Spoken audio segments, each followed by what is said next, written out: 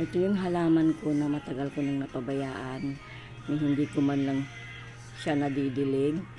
Ang hindi ko alam, isa pala itong sabihin na natin espesyal na halaman. Sapagkat nakakatulong sa kapaligiran natin. Kaya po niyang linisin ang hangin. At marami pa ho siyang ibang magandang kakayahan. Ayan po siya. Siya po si ZZ Plan na tinatawag na.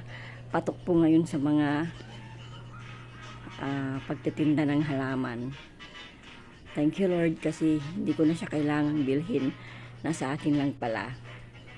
Ayan, pinasok ko na po siya sa may bungad ng terrace namin kung saan doon na po siya mamamalagi para naman malinis yung hangin namin. At syempre sabi din sa feng shui na welcome plan daw po ito ng mga magagandang bagay or good vibes. Ganun po siya. Kaya lucky me. Yun lang mga sisi.